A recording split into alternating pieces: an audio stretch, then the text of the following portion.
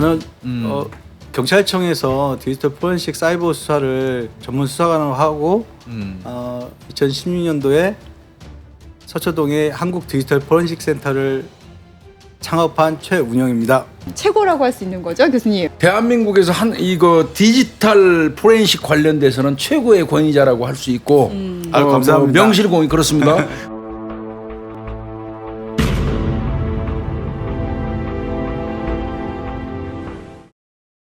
중학생들이 너무 접근성이 좋잖아요. 네, 지금 세상에. 네. 이런 PC나 컴퓨터에 그러다 보니까 그런 툴들도 쉽게 접할 수 있으니까 장난하는 거예요. 애들이. 네.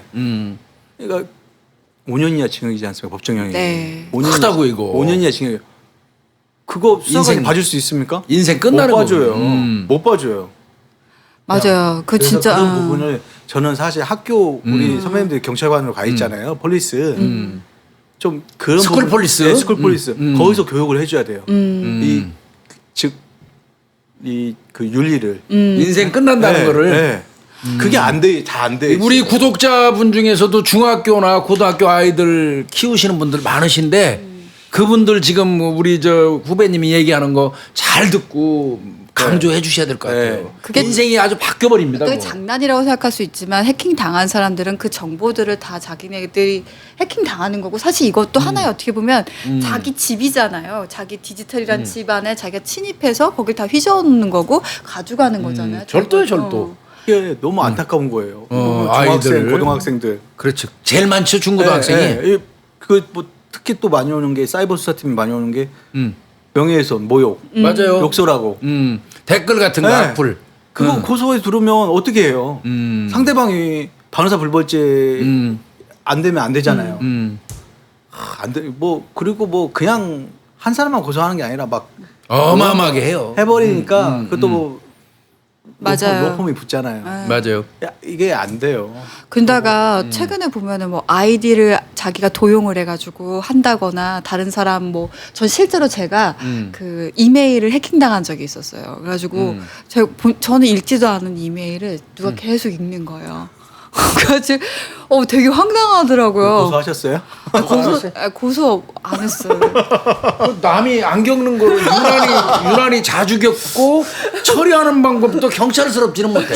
주위에 관심이 많았을 것 같아요. 그게 저 경찰 들어가기 전이었거든요. 제가 그 20살 제가 중반 때였는데 그러면 좋아하던 사람 같은데 내 느낌은. 대부분 보면요 사건이 그 주위에 전에 있던 애인들 그러니까 전에 사귀었던 애인들 인적사항을 거의 다 알고 있거나 네. 그리고 그런 것들을 서로 패스워드를 공유하거든요. 공유하거나. 전 절대 안 해요. 연인 간에도 패스워드 공유하고 이러는 거 진짜 하면 안 돼요. 네. 언제 헤어질지도 모르고. 그리고 이제 또 요새 이제 몰카 예. 연인 관계 네. 했을 때 뭐 서로 촬영하고 그러잖아요. 그렇죠. 그래 놓고는 그게 또 이제 몰래 촬영하고 네.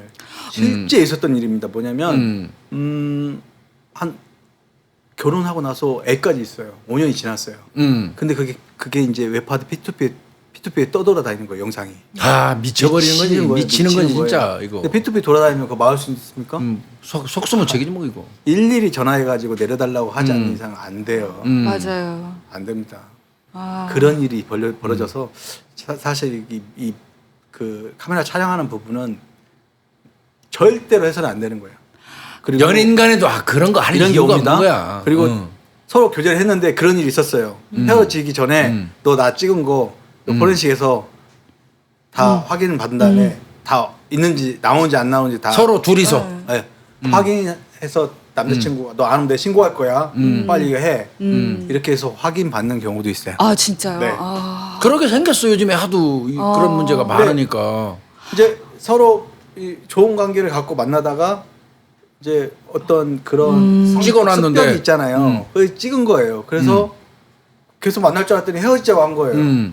그래서 전화해서 너 그때 찍었지도 않으면 너 신고할 거야. 그러니까 가져와 해가지고 확인받는 경우도 있었어요. 그러니까 그게 만약에 거기에서만 저장돼 있었으면은 상관이 없지만 만약 이동을 했으면 업로드. 그 흔적도 다 있으니까 네. 거기에 대한 저 다른 곳으로 이동하는 흔적도 또 나오죠. 네, 네. 그러니까 그것만 들고 오면 되겠네. 네. 그거 혹시 이상한 거 찍어두신 분들이 있으면 헤어질 때 반드시 이거 정리하는 지혜. 이것도 지혜입니다. 얼마나 그렇고, 고통스러운 네. 일인데 이게 자기 동영상이 흘러다니는 게. 제가 말씀드렸지 않습니까? 5년 후에 온다니까요. 그러니까 저는 진짜 그 한때 얘기가 들었던 게 노트북의 그 카메라 자체도 해킹될 수 있다 그래가지고요. 그 거기다 다 테이프 붙여놓고 막 그랬었어요. 그래가지고 저는 지금도 항상 뭐 옷을 갈아입거나 뭘 할 때 그 아예 그냥 노트북을 다 뚜껑을 닫아놔요. 그 공포 같은 게 있어요. 노트북을 열어놓은 상태에서 옷을 갈아입는 장소가 노트북 바로 앞에서 갈아입는 그러니까 이를테면 갈아입을 때 노트북은 열어놓고 하지 않는다는 거지. 그래서 PC 같은 경우도 이게 덮어놓고 한다 이거지? 이게 어쩔 수 없이 그런 게 공포가 있어요. 그래서 그 PC 그 탁자형 PC 같은 경우는 전 덮개가 있어가지고 덮어놓거나. 아니 뭐 그거 나쁜 습관은 아니잖아요. 조심하는 게. 나 저 이제 논의 그 질문인데 해킹하면 또 이 북한 놈들이 유명하잖아요. 네. 그거 관련돼서는 좀 뭐 우리가 좀 들을 만한 얘기 없어요? 북한 애들이 왜 이렇게 그거에 탁월하고 못된 짓을 하는 거예요? 그걸 가지고. 첫 번째, 북한이 가장 해킹을 많이 하는 곳이 어딜까요? 시도를 많이 하는 곳이. 우리나라겠죠, 우리나라. 아니요, 우리나라인데 우리나라뿐만 아니라 어느 아이템일까요? 한번 생각해 보세요. 국방부 아니까? 청와대? 포털 사이트? 두 번째입니다. 재밌게도 어딜까요? 포털 사이트? 아닙니다. 청와대? 은행? 비트코인 거래소. 비트코인 거래소요? 외화벌이. 외화벌이 이 새끼들 그거 네. 아니야. 그래서 지금 전 세계적으로 맹위를 떨치고 있는 게 북한 해커들의 비트코인 거래소 해킹 사건. 들은 적 있어요. 일본도 아마 북한 소행이라고 그렇게 추정하고 있습니다. 일본에서도 어마어마하게 뚫렸잖아요. 우리나라도 마찬가지고요. 그건 가져오면 돈이잖아요. 그쵸. 그대로 그냥 돈이니까. 그 전에는 어디에 있을 것 같아요? 은행인가 진짜? 금융기관인가? 아닌데.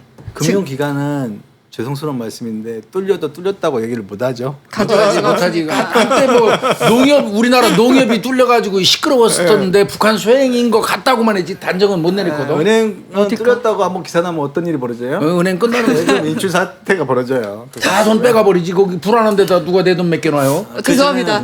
제가 이렇게 공격당할 줄 몰랐습니다. 말 한마디 잘못했다가. 그 전에는 어디였냐면요. 게임 회사 사이버머니. 사이버머니. 사이버머니. 비트코인 사이버머니 이런 식이구나. 사이버머니는 가져오면 또 환급이 되잖아요. 맞아요. 그렇죠. 현금화가 되잖아요. 환가 되니까. 네. 그래서 옛날에 게임 회사들이 그 방어하느라고 정신을 못 차렸어요. 네. 아무리 방어해도 안 된대요. 다시 설치해도 안 된대. 아니 그 북한 애들이 왜 그렇게 또 그게 탁월하게 뛰어났죠? 그거는 그 시스템의 구조를 완전히 이해하고 있으니 가능한 거예요. 취약점을.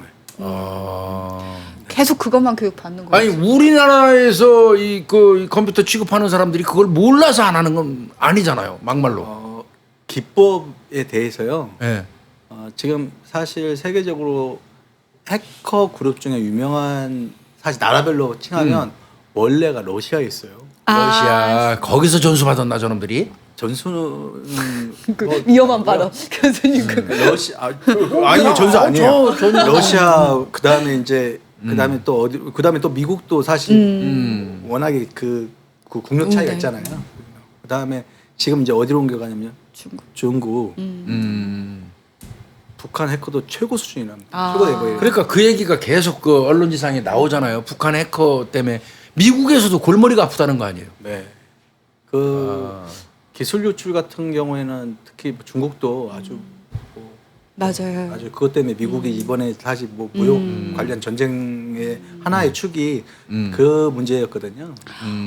갑자기 그런 생각이 들었어요. 옛날에는 진짜 뭐 총 들고 싸우는 전쟁이었다면 지금은 컴퓨터인데 정보와 정보들의 싸움, 빼내고 보호하고. 걸프전 때 미국이 실제 거기 전선망을 다 그러니까 마비시켜 버렸잖아요. 마비 시켜놓고 들어간 거예요. 맞아. 그러니까 뭐 대체할 수가 없는 거지 그런 경우에. 네. 저 궁금한 것도 하나 있는 게 요즘 최근에 막 진짜 별게 다 있어요. 잠금장치 풀려면은 얼굴 인식 자체를 해야 되거나 홍채도 있고 이제 지문이 아니라 아예 얼굴 자체로 다 하더라고요. 요즘에 휴대폰도 그렇게 하는데. 저는 사실 그 생체 인식이라고 하거든요. 생체 인식.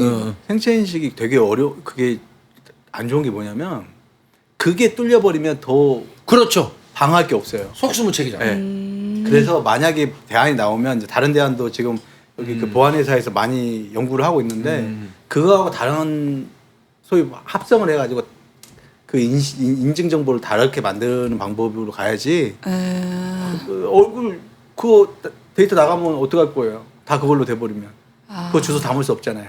얼굴 고치실 거예요? 그렇지. 내 얼굴 생체 인식이 뚫려버렸다면 고칠 수 있는 게 아니잖아요. 그거는 정말 그러네. 주민번호까지는 바꿀 수 있어도. 맞아요. 네. 이 질문 바꾸실 겁니까? 어떠실 거예요? 생체 인식은 좋은 건 아닌 것 정말 같아요. 그거는 마지막이에요. 진짜 정말 뚫릴 마지막. 경우에 생각한다면 네. 정말 생체 인식은 아닌 것 같아. 그거 어떻게 해요? 바꿀 수가 없잖아요. 그래서 우리가 생각했을 땐 그냥 일반인이 생각했을 때는 와 그거 진짜 최첨단이다. 좋겠다 그러는데 네. 뚫려버리면 근데 그건 아셔야 돼요. 모든 정보나 모든 보안 시스템은요. 100%가 없습니다. 완전 무결한 게 없어요. 그렇죠. 왜냐면 시간이 지나면 그 기술을 넘어서는 해킹 기술이 또 나와요. 그렇지. 네. 우리가 저 범죄를 수사가 항상 뒤쫓아가는 네, 것처럼 맞습니다. 그렇기 때문에 보안이 100%다는 말은 틀린 말이에요. 그렇지, 그렇지. 보안 100%는 없어요. 네. 혹시 만약에 제가 저라고 할게요. 제가 다른 사람, 그러니까 제 핸드폰이 아니라 다른 사람의 핸드폰을 가져다가 이거 포렌식 좀 해주세요라고 하면 절대 불가. 이거 그냥 내 핸드폰인데요라고 하는. 저희는 가입자 증명원을 받죠. 가입자 증명원을 통신사에서 통신가입자. 가입자 증명원을 보면 당사자인지 아닌지 확인되죠. 그거 그래야 가져오지 되겠지. 않으면 자기 게 아니겠죠. 그죠? 근데 뭐 공기계 이런 건 있습니다. 공기계. 공기계 폰을 사가지고 맡기는 경우도 있는데 그 공기계 같은 경우에는 사실 가입자 증명원이 안 돼요. 확인이. 유심칩만 되지. 근데 그 안에 있는 데이터가 본인 거다 그러면 적어도 저희는 다른 분들한테 확인을 좀 받죠. 그리고 명확히 설명을 드려요. 본인이 이 자료가 실제 소송에 대부분 쓰시려고 가져오시잖아요. 뭐 이제 이혼 소송에도 쓰시고 심지어는 뭐 남편분 거 핸드폰 몰래 훔쳐가지고 가져오신 분도 있어요. 다 돌려보내죠. 저희는 한국 디지털 포렌식 센터의 성이 뭐예요? 한국이잖아요. 네. 그 브랜드 이미지에 타격을 가하면 안 돼요. 그래서 지금 디지털 포렌식 센터가 우리 후배님 하는 거 이외에도 사설로 하는 게 몇 군데나 더 있나요? 우리나라에? 저는 그 전에 한번 이 말씀을 드리고 싶습니다. 만약에 제가 공직에 있는데 사설에서 포렌식을 잘하면 제가 나오겠습니까? 그렇지. 그렇죠. 시장 조사를 해도 디지털 포렌식을 대부분 잘 모르고요. 이 포렌식이라고 하는 거는 복구가 아닙니다. 그래서 여기- 복구로 인식을 하잖아 예, 우리는. 여기 밖에 그 업체 하시는 분들 중에 복구 업체가 포렌식 한다고 하시는 분들이 많아요. 그런 게 많잖아요. 네, 뭐 연예인이 그 예. 포렌식 그 가서 좀 지워 주십시오, 네. 숨겨 주십시오 하는데 그게 결국 유출돼 갖고 문제되기도 하고 네, 그랬잖아요. 네. 그거는 포렌식 센터가 예, 아니라는 아닙니다. 거죠. 그건 네. 뭐라고 해야 돼요? 그럼 아니, 일반적으로 저는 그냥. 제가 이제 사실 뭐 그분을 폄하하고 아니 그 사람을 싶지 않고, 특정하는 게 아니고 네, 그런 폄하하고 싶지 업체들을. 않고 이게 복구 업체인지 포렌식 업체인지를 구별하는 방법은 가서 저는 저희한테 오는 고객도 다른 데 가서 좀 받아보세요 하고 말씀을 드리거든요. 왜 그러냐면 그래야 비교가 되지.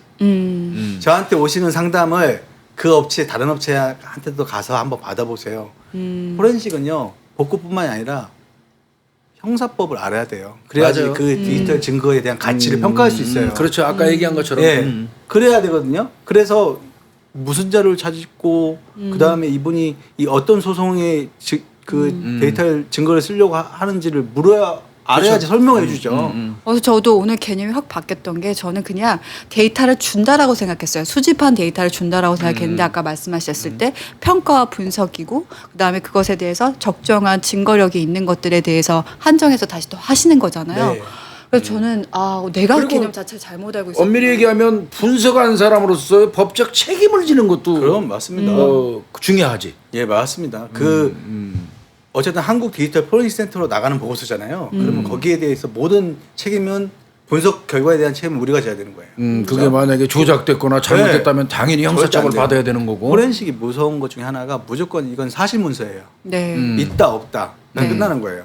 그걸 가지고 포렌식 보고서에 뭐 있는 것으로 뭐 추정된다 추정된다. 이런 거는 절대 안 돼요. 이건 OX구나. 네, 추정은 없구나 이게. 선배님 수사 보고서 만들 때 자기가 직접 수사관이 보거나 확인된 것만 수사 보고서 보고서 기술하잖아요. 그게 맞습니다. 근데 눈으로 본 것만 한다고 그러잖아요. 근데 보면 어떤 수사관은 소설 쓰잖아요. 네, 그런 것으로 예상되고 네. 추정되고 그거 그거는 보고서는 꽝. 찢어버리죠. 그거. 꽝. 그렇게 보고서를 쓰면 안 돼. 사실 보고서예요. 정확히. 맞아요. 그리고 나온 결과를 아까 아.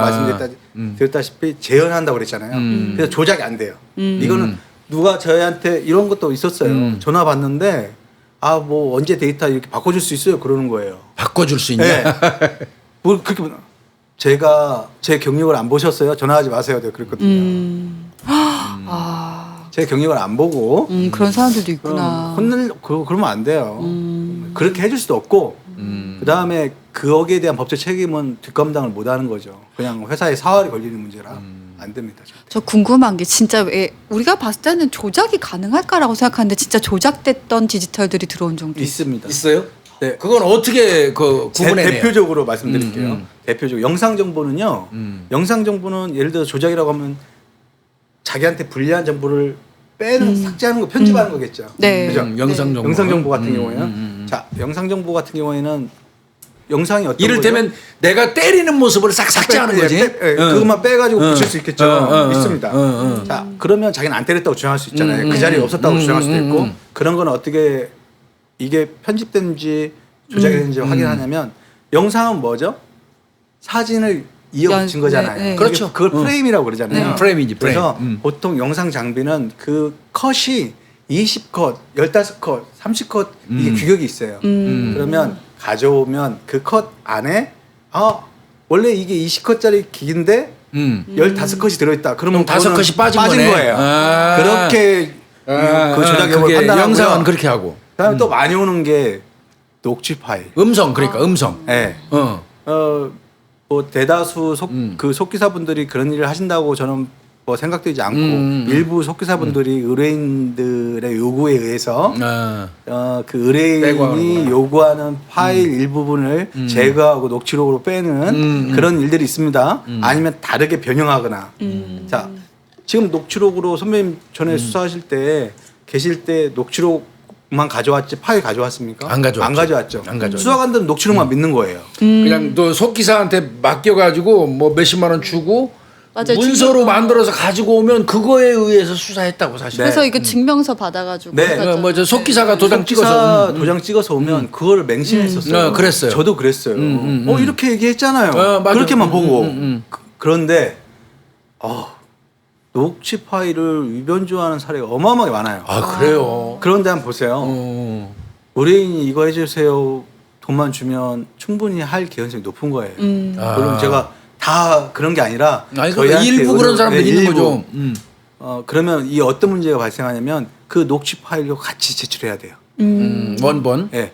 수사관한테 제출할 때 녹취 파일을 조작이 안 된 상태로 만든 다음에 녹취록하고 같이 제출해야지 실제 이 녹취록은 그냥 껍데기일 뿐이고 원본 파일에 있는 거를 확인해야 되는 거죠. 그리고 맞춰봐야 되는 거죠. 그래야지 되는 거예요. 왜 그러냐면 오디오든 뭐든 목소리든 이 성음이 주파수잖아요. 그렇죠. 주파수. 그 주파수를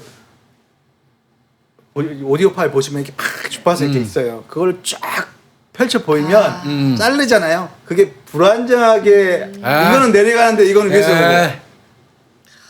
그리고 제가 보니까 이제 그 속기하시는 분들은 계속 음성을 듣잖아요. 그러면 이게 구분이 가능하대요. 이게 어디에서 이렇게 딱 잘렸 호흡이 호흡. 예, 그걸로 가능하시다 그러는데 그게 그분들이 사실 이 음성 포렌식 영역도 되게 중요한데 그거를 보호서를 못 쓰시죠. 왜 그럼 썼다고 하면 증인으로 나오라고 그러고 하니까 그렇죠. 피곤해지거든요. 별의별게 다 그러니까 왜 있구나. 디지털 포렌식이 필요한지 아시겠죠? 네. 왜 필요했는지. 네. 그러니까 중요한 건 뭐냐면 어떤 파일이든지 지금은 데이터 기반이에요. 데이터 기반으로 나오기 때문에 그 데이터가 실제 위변조가 됐는지 안 됐는지 구분을 해야 할 거 아니에요. 그래야지 상대 변호사도 안 됐구나 인정을 하는 거고. 만약에 소송에서 어떤 이해관계가 첨예하게 대립하기 때문에 뭐 물론 다 그런 건 아니지만 실제 위변조하는 사례가 많이 있습니다. 그래서 이런 검증의 역할을 충분히 하기 때문에 영상, 녹취 또 뭐가 있을까요? 저희는 뭐 그 지금 컴퓨터에 있는 파일들 다 컴퓨터 스마트폰 네, 다 하죠. 모든 디지털 영상부터 시작해서 데이터들은 다. 그리고 이제 사실 확장성 있는 게 뭐냐면 이제 해양 포렌식. 해양 포렌식. 네. 세월호 사건 때 그 선체에 있었던 컴퓨터, 뭐 스마트폰, 학생들 스마트폰하고 그다음에 디스크만 분석하는 게 아니에요. 배 안에도 그 선박 장비들이 있어요. 아, 뭐 레이더라든지 아니면 뭐 선박이 충돌하거나 아니면 좌측하거나 하면 분명히 그 배에는 실제 그 선박 장비들의 데이터가 다 기록이 돼 있어요. 즉 그래서 이 부분도 사실 지금 미개척 분야인데 해양 포렌식도 해야 되고요. 지금 앞으로는 이 드론이 아주 문제가 심하다고요. 드론. 아, 그렇겠다. 서울 상공에서는 드론이 뜬다 못 뜬다? 아직은 못 뜬다.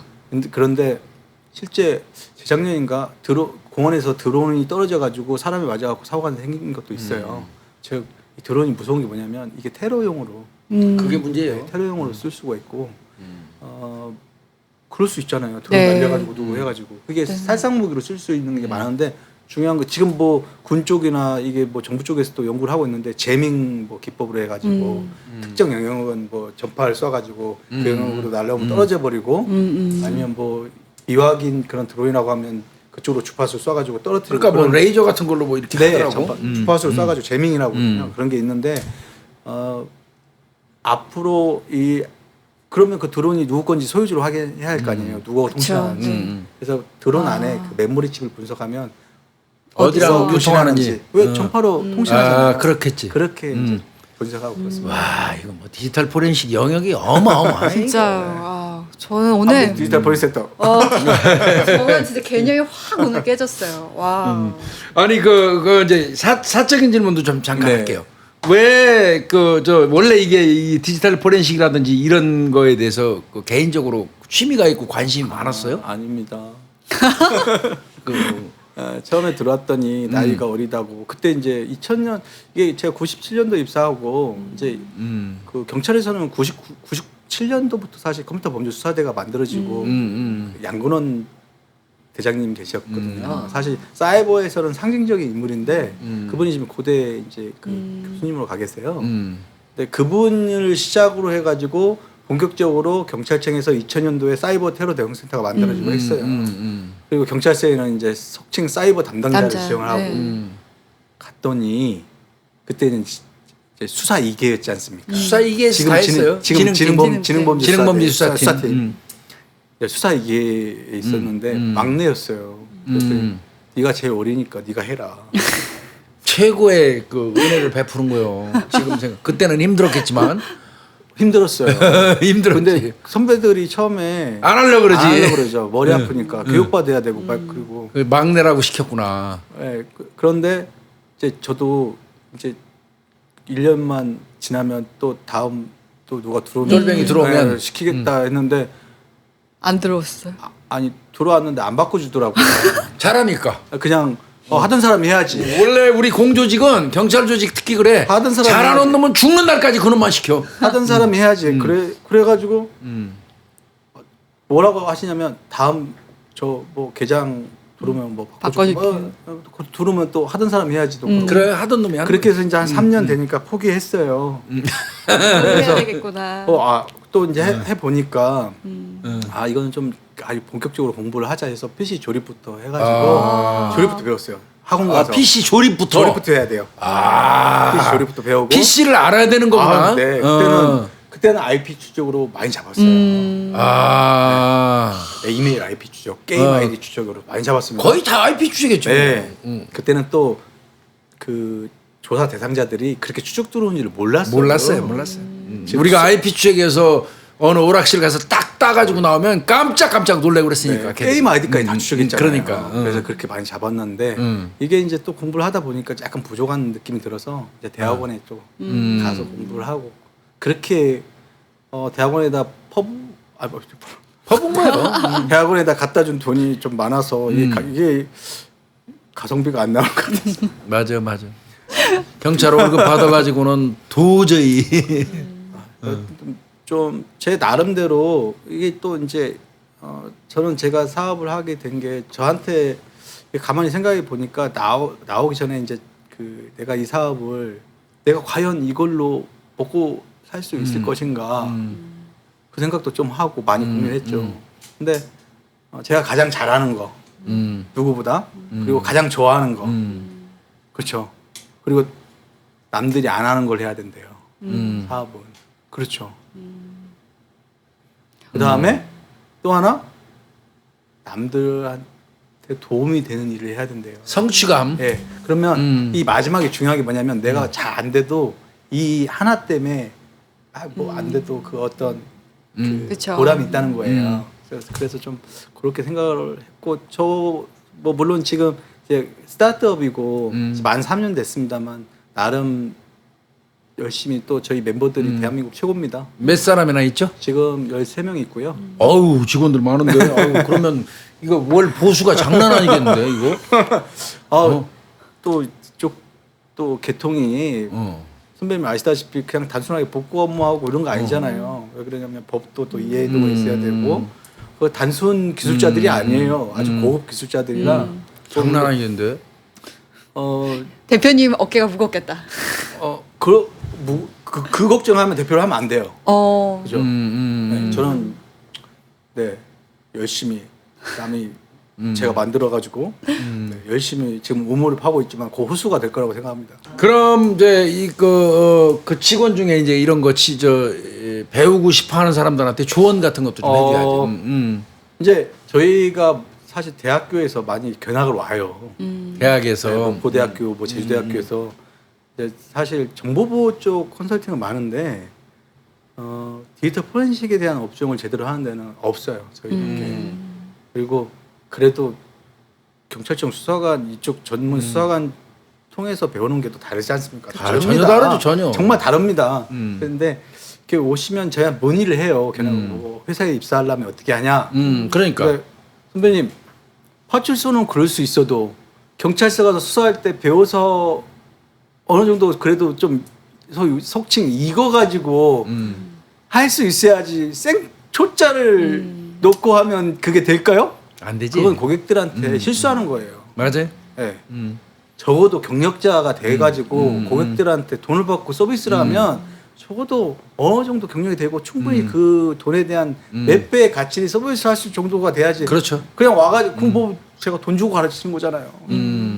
그렇죠. 맞지 않습니까? 맞아요, 네. 맞아요. 네, 그거는 고객들한테 대한 도리도 아니고 그래서 배워서 와라.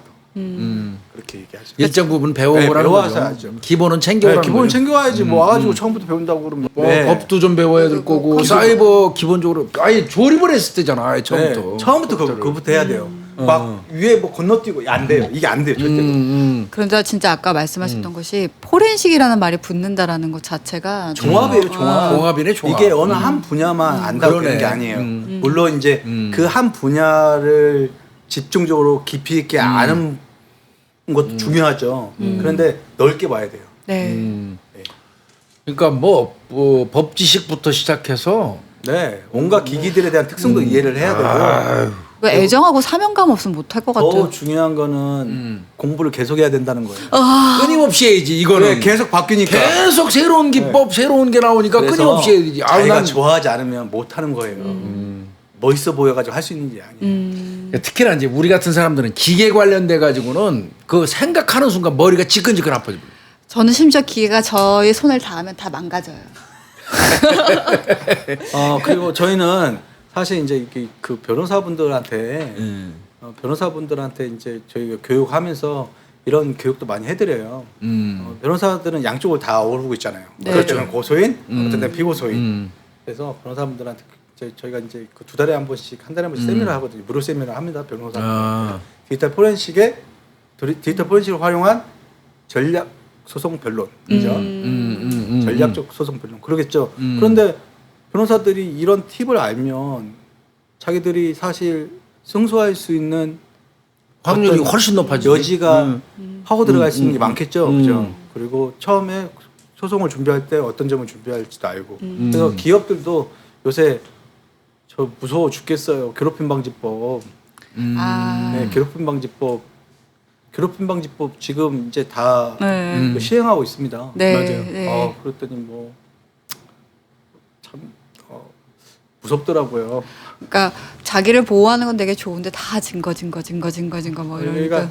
그러니까 괴롭힘 방지법이 이게 이제 사실 제가 그냥 객관적으로 보면 잘못하면 그 직원들이 이용하기 좋게 수도 그러니까 있겠다. 그거는 이제 오너들이 스스로 알아서 방어 네. 체계를 갖추는 게 좋아요. 그래서 뭐 이제 뭐 좀 그런 부분도 있고 이게 회사에 노무가 많아요. 예, 부당해고 당하면 부당해고 당했다고 또 이제 고소하고 그러면 실제 부당해고 당한 그 당사자 직원분이 구제를 당연히 받아야 되죠. 그거는 이제 여기 그 고용노동부 산하에 그 노동심판위원회 있어요. 거기서 봤는데 문제는 뭐냐면 이를 이용한 업주한테 공격이 회사를 공격하는 거예요.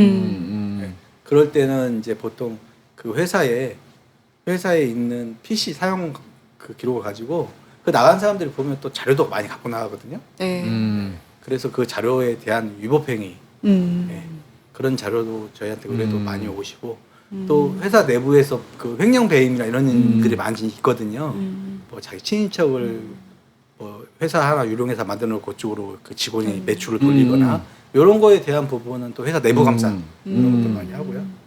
진짜 다양하게 활용이 되고 있는 것 같아요. 이거 저 오늘 네, 그리고 우리가 이제 사실 많이 조심해야 될 것들 그리고 어떻게 하면 효율적으로 우리가 우리 정보들을 관리하고 나중에 이것이 증거력이 확보되는지에 대해서 좀 많이 배운 것 같아요. 네. 혹시 교수님도 두 궁금하신 거? 아니 이제 뭐 아니 사실은 뭐 물어볼 게 엄청 많았는데 막상 전문 영역으로 들어가서 막 얘기하니까 이제 오히려 내가 쫄아서 질문 못하니까.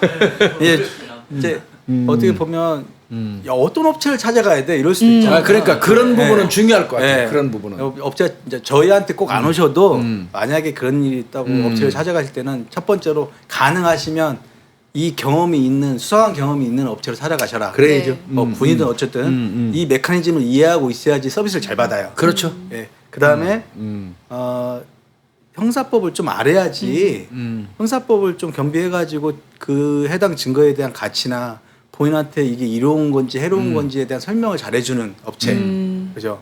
그리고 그 다음에 포렌식은요 기준이 사실 수사기관이에요. 수사기관 왜 그러냐면 이걸 가지고 가서 수사기관한테 또 검증을 받잖아요. 그렇죠. 그러면 수사기관 입장에서는 자기네 도구하고 똑같은 프로세스와 똑같은 장비로 분석을 한 그렇죠. 거라고 그렇죠. 하면 더 쉬울 거 아니에요. 그러니까 검증이. 이를테면 경찰에서 가지고 있는 있는 장비로 분석한 거하고 네. 같은 거를 해오면 네, 좋죠. 그렇죠. 네. 그러면 좀 쉽잖아요. 네, 그래서 그렇죠. 가능하면 수사기관들, 경찰청, 검찰청 검찰청. 이런 데하고 동일한 장비를 장비를 보유한 곳. 보유한 업체들. 그게 그게 중요할 사실 것 같아요. 비용이 만만치 않아요. 그럴 것 같아요. 엄청 들어갈 그런 것 거 꼭 같은데. 좀 챙기시고 그 다음에 이제 의뢰인들이 전화상으로만 막 이렇게 막 다 해결을 하시려고 그래요. 업체를 방문하셔서 제대로 한 업체인지 분석실에 있는지 실제 뭐 그런 분석실에서 분석실이 있는 거 없는 있어. 게 어떤 차이죠? 외주 맡기는 데가 있어요. 아, 받아가지고 딴 데다 네, 맡겨버린다. 있어요. 그래서 수집을 직접 하고 분석까지 하는 그런 시스템이 갖춰져 있는지를 보는 게 그게 진짜죠. 그죠? 그 다음에 이제 정말 중요한 거는 어쨌든 분석 산출 결과가 포렌식으로 나오고 그 포렌식 보고서가 결국에는 검사, 판사들, 수사관들이 보는 자료거든요. 물론 이제 파일을 뒷받침해 줍니다, 같이. 근데 눈으로 보는 거는 가시적으로 보이는 거는 보고서잖아요. 네. 보고서의 질 샘플을 보여달라고 하세요. 네. 아, 그걸 네. 보여달라. 샘플을 보면 실제 포렌식을 못하는 애들은 복구업체들은 한 장, 두 장짜리로밖에 안 나와요. 근데 제대로 하는 데들은 포렌식 보고서가 아까 말씀드린 대로 쫙쫙 한 뭐 20장, 30장씩 나와요. 네. 제가 진짜. 샘플을 가져왔어야 되는데. 아, 근데 진짜 그거 중요할 것 같아요. 보고서를 보면 진짜 네, 다 나오잖아요. 딱 나와요. 네. 그죠? 그리고 재판 과정에서 진짜 중요하게 생각하는 게 보고서. 네. 왜냐면 판단하지 파일 열어보는 거 아니잖아요. 맞아요. 그래서 다 보면은 뭐 아무리 자료를 많이 가져가더라도 그걸 어떻게 요약하고 어떻게 분석하냐가 정말 핵심인 것 같아요. 네. 그래서 그런 부분들을 또 아까 말씀드렸다시피 포렌식은 사실 보고서예요. 그래서 언제든지 상대가 이 자료를 가지고 또 검증할 수 있게끔 또 해주는 것도 맞아요. 그게 합리적인 거예요. 그래서 그렇게 하면 그것만 조금 주의하시면 그 포렌식 업체는 좋은 업체를 선정할 수 있을 거라고 찾아가실 수 있을 거라고 저는 봅니다. 네. 그리고 전화했을 때도 그거 같아요. 뭐 가기 전에 어떤 자료를 준비해 가야 되는지에 대해서 네. 물어보면은 또 가서 상담할 때도 더 좋은 내용들을 들을 수 있을 것 같아요. 뭐 보통 핸드폰 같은 경우에는 가입자 증명서, 근데 위임을 받는 경우가 있어요. 허락을 받아가지고 위임. 그러면 위임장이나 그 이제 인감 증명서나 신분증 4번 가지고 오셔야 되고 타인의 위임받지 않는 이 디스크 아니면 그 스마트폰 특히 스마트폰이 많아요. 그 이혼 소송하실 때 뭐 그 남편분 거 아니면 아내분 걸 물에 가져오신 분들 꽤 많아요. 아니 그거 안 해요 저희가. 저희가 그거 돈 몇십만 원 보자고 그거 할 수가 없어요. 그래서 일단 적법해야 되니까 네, 적법성을 좀 띄어야 돼서 그런 부분을 저희가 철저히 체크를 하고요. 그 다음에 이제 회사에서 이제 그 내부 감사 하시는 게 있어요. 그거는 회사의 내부 감사에 대한 그 프로세스가 따로 있습니다. 이거는 이제 보통 저희가 오시면 또 설명을 드리고 하고요. 또 이제 변호사분들이 오시면 저희한테 변호사분들이 그 공학도가 아니면 사실 해석하는 게 쉽지 않으시잖아요. 어려워. 그래서 그런 부분들을 제가 설명을 다 드리고 의뢰인 따로 의뢰인이 선임한 변호사가 있으면 변호사가 오시면 저희가 또 설명을 다 드려요. 네. 이 자료는 이런 자료고 이렇게 활용하시면 됩니다라고 다 설명을 드려서 저희가 뭐 그 한 번 고객은 끝까지 책임진다. 네. 오늘 뭐 마치 우리가 또 우리 구독자분들 뭐 광고하려고 우리 그 최운영 대표 모시고 와가지고 뭐 했다 이런 얘기 오해할 수도 있는데 아마 지금까지 내용 다 들으셨다면 그런 오해는 안 들으실 거예요. 누가 뭐래도 내가 아까 말씀드렸지만 저한테는 경찰 후배고 내가 아끼는 후배고 또 이 디지털 포렌식 쪽에서는 적어도 제가 알고 있는 아니야 저뿐만 아니라 마찬가지일 거예요. 우리나라에서는 최고의 그 디지털 포렌식 전문 수사관 출신이기 때문에 이제는 민간이고 저기 그 잘하시는 분들 많아요. 아니 이제는 뭐 민간으로 나왔는데 그 사실은 내가 지금 이렇게 칭찬하는 이유가 있기는 해요. 부득이하게 어떤 디지털 포렌식 자료로 고소라든지 어떤 사건을 하시게 되는 분들 중에 우리 구독자분들이 있을 수 있어요. 예. 사건 의뢰 구독자. 네. 그러면 여기 오면 늘 그렇게 약속을 하고 가거든요. 사건 의뢰 구독자입니다 하면 DC 있죠. 아유, 당연히 해드립니다. 강요하는 것 같아서 일단 미안한데요. 이 그 지금 선배님 말씀하시는 내용을 말씀하시는 분은 이 영상을 보신 분이잖아요. 그렇죠. 네? 그렇죠. 해드립니다.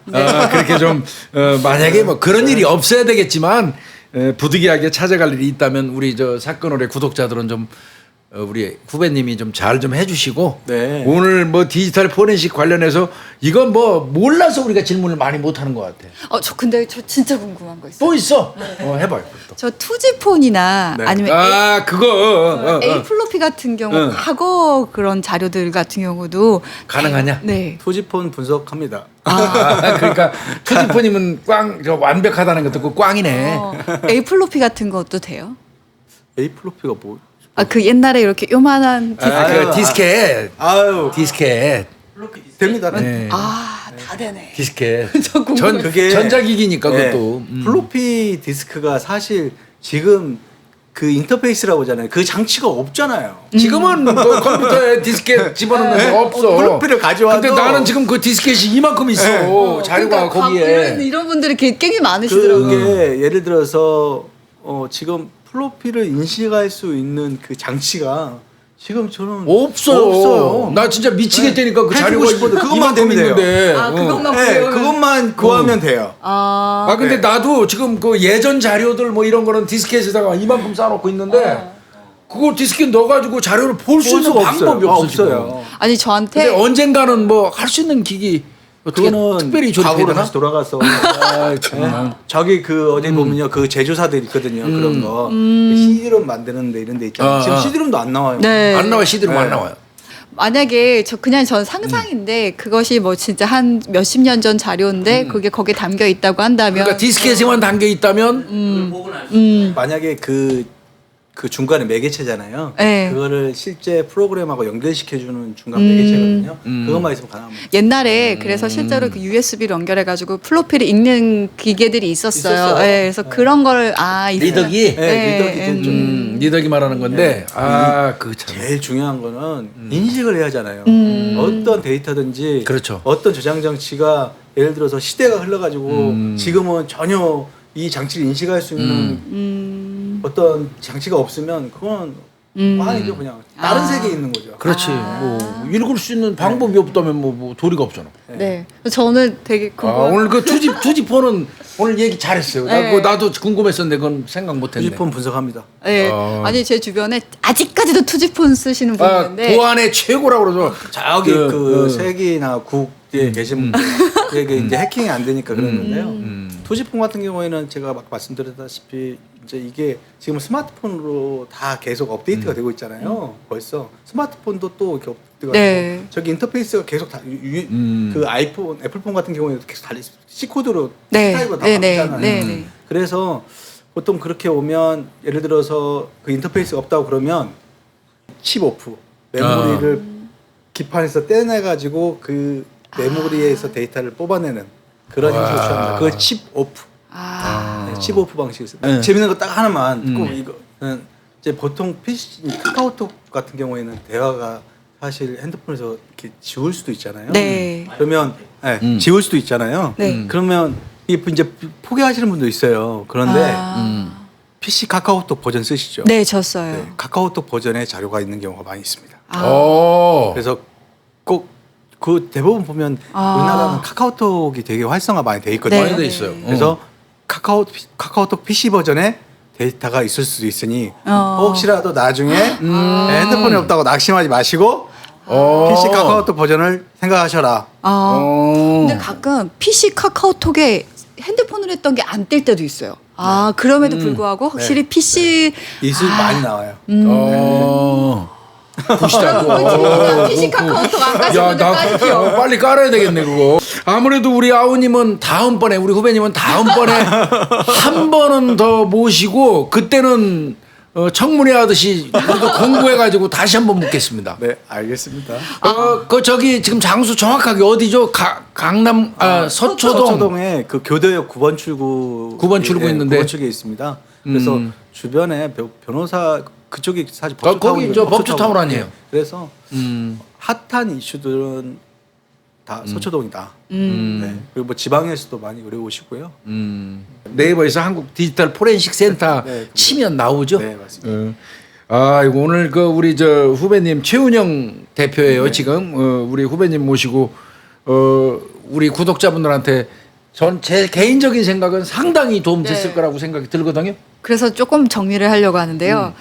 그 파일을 하실 때 원본 이미징 하라고 네. 하는 건 꼭 말씀드렸고요. 업체 선정할 때 아까 말씀하셨던 6가지 특히 보고서라든지 직접 대면으로 만나서 확정하는 게 좋다라고 말씀하셨고요. 세 번째 내가 해킹이 닿거나 아니면 뭔가 이상하다고 했을 때 핸드폰을 바로 끄시고 갖고 와야 된다. 조작하고 갖고 오면 사용하고 갖고 오면 안 된다고 하셨죠. 네. 그러니까 뭐 이제 와, 머리 좋네. 저희가 보통 이제 사용자분들이 그 손을 대시는 분이 있어요. 그런데 대부분 문제가 되는 게 뭐냐면 그 원본 동일성 때문에 파일을 한 번만 건들면 그 파일의 접근이시나 또 파일 안에 들어가서 수정이 되잖아요. 네. 그래서 그 시간값이 변하는 경우가 있는데 사실 그런 부분도 조작이 안 된 것만 입증해드리면 돼서 가능하시면 손을 대지 않고 그냥 게 좋은데 오프하고 가져오는 게 제일 좋은 가져오는 게 거죠. 제일 좋다. 뭐 안에 들여다보고 막 이러다가 괜히 조작에 대한 오해를 받잖아요. 네. 그래서 그런 부분을 좀 조심해 주시면 되고. 그리고 또 제가 기억나는 것 중에 하나가 그리고 물이라든지 이런 거에 물에 다 들어가도 상관없다. 보건된다. 투지폰도 또 된다. 인식만 할 수 있으면 모든 게 다 가능하다라는 거였습니다. 네. 와. 그리고 이제 마지막으로 좀 드리고 싶은 말이 있으면 제가 변호사가 아니지 않습니까? 네. 그래서 저는 상담료를 받지 않습니다. 네. 그래서 언제든지 뭐 궁금한 거 있으면 전화를 주시면 제가 충분히 그럼 전화번호 소개해야 될 것 같은데요? 나는 전화번호를 소개하는 게 우리 후배님한테 불편하지 않을까 해가지고 조금 망설이고 있었는데 사무실 전화로 사무실 번호. 사무실 번호를 좀 알려주시죠. 네. 02-566-3225번입니다. 네, 맞습니다. 다시 한번. 네. 02-566-3225번입니다. 한국 디지털 포렌식 센터. 네. 그래요. 특히 또 사건 의뢰 구독자 그러면 더. 네. 네. 꼭 그 말씀을 해주셔야 돼요. 그러니까 그 얘기를 우리 사건 구독자분들 전화 통화와 동시에 사건 의뢰 구독자입니다 하는 순간 그 대우의 질은 달라집니다. 네. 예. 제가 특히나 저희 직원들한테 얘기해 놓으십시오. 예, 얘기해 놓겠습니다. 네. 오늘 너무 감사합니다. 아이고 시간. 오늘 장시간 고생했습니다. 아유, 아닙니다. 제가 즐거웠습니다. 네. 감사합니다. 감사합니다. 수고했습니다. 고생했어요.